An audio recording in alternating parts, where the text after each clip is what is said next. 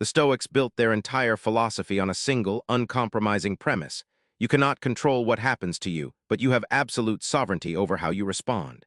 Seneca wrote in his letters to Lucilius, letters that read today as though written for us specifically, "It is not that I'm brave, it is that I know what is mine and what is not." That distinction, what is yours and what is not, is the axis around which all of Stoic thought rotates. Epictetus, a man who knew suffering not as philosophy but as the texture of daily life, having been born a slave, placed it at the opening of his Enchiridion. Some things are in our control and others not. Things in our control are opinion, pursuit, desire, aversion. Things not in our control are body, reputation, command, and in one word, whatever are not our own actions. This is not resignation. It is not advice to go quietly into your suffering. It is a precise act of attention, training the mind to stop hemorrhaging energy on what cannot be changed, and redirecting that energy toward what can. But Seneca went further than mere acceptance. He argued that adversity, engaged rightly, produces something irreplaceable that comfort never can. In his essay on Providence, he wrote, "God hardens, reviews, and disciplines those whom he approves, whom he loves. Those, however, whom he seems to indulge and spare, he is keeping soft for misfortunes to come." Read that slowly. The suffering is not punishment. It is preparation. The life that breaks you is the life that is shaping you if you let it. Seneca's philosophy was not written from the comfort of a study. It was forged inside actual catastrophe. Exiled to the island of Corsica for 8 years on charges most historians believe were fabricated by the Emperor Claudius's wife, Seneca lost his career, his standing, and his infant son within the same devastating period. He wrote to his mother from that exile, "I have lost nothing that was truly mine." That is not performance. That is a man who had actually tested his philosophy against the worst and found it held. When Nero, the Emperor Seneca had served and tutored for years, finally ordered his death, Seneca did not beg. The historian Tacitus records that Seneca turned to his weeping friends and asked, "Where are your principles of philosophy? Where is the reason that for so many years you have been arming yourselves against evil?" Then, with composure, he met the end he had spent decades preparing for. This is the proof of his teaching.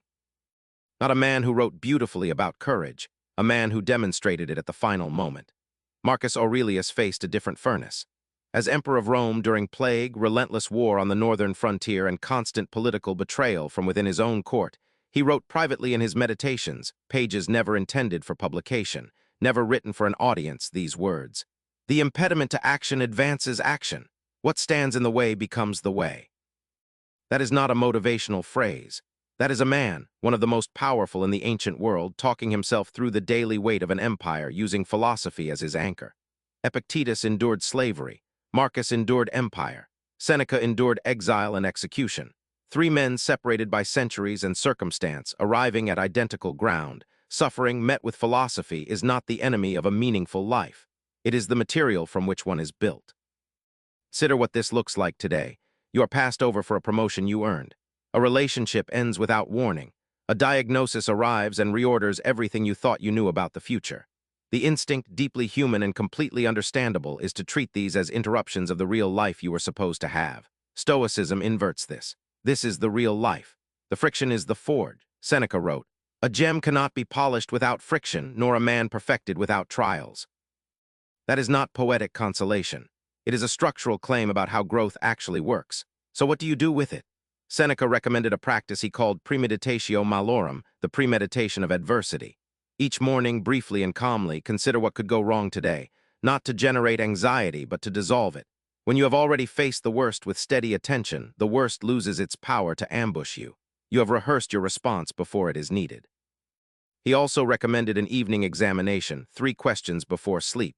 What did I do badly today? What did I do well? What could I have done differently? Not self-punishment, not performance, calibration, the gradual narrowing of the gap between who you are and who your philosophy asks you to be.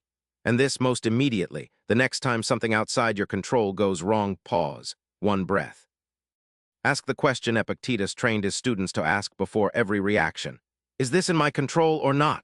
If not, release it with intention, not defeat. If yes, act. That pause, that single breath between event and response, is not weakness. It is, Seneca would say, where all wisdom begins. CTA, if this way of thinking is something you want to carry forward, consider subscribing. Every week, one more piece of ancient wisdom tested against modern life. The Stoics spent their lives refining this. The least we can do is keep the conversation going. Outro, Seneca wrote near the end of his life, "Every new beginning comes from some other beginning's end." The thing that broke you may be precisely what is building you.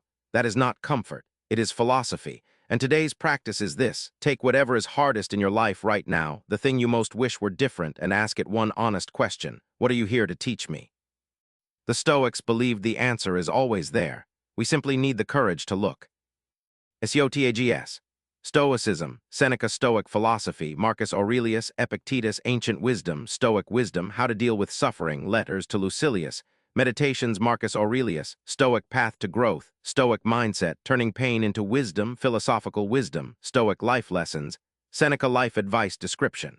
What if the hardest thing you've ever faced was also the most important thing that ever happened to you? Seneca, statesman, philosopher, and one of the greatest Stoic minds in history, was exiled, stripped of his wealth, and ultimately ordered to take his own life. And through all of it, he wrote some of the most enduring wisdom the ancient world ever produced. In this video, we explore Seneca's Stoic philosophy of suffering and growth, why the Stoics believed adversity isn't an obstacle to a meaningful life, but the mechanism of one. Drawing from real passages in the letters to Lucilius, Epictetus's Enchiridion, and Marcus Aurelius's Meditations, we examine how ancient wisdom speaks directly to the failures, losses, and setbacks of modern life. You'll walk away with a new lens on your hardest experiences, and 3 specific Stoic practices you can apply starting today. Pushpin timestamps: 0, 0, 0, hook, pain as teacher 0. 15, Introduction 0. 45, The Stoic Foundation, what is yours and what is not 3. 0, 0, Seneca, Marcus Aurelius, and Epictetus. Philosophy Under Fire 6, 0, 0, Modern Application and Stoic Practice 9, 0, 0, Closing Thought Stoicism, Seneca, Marcus Aurelius, Ancient Wisdom, Stoic Philosophy.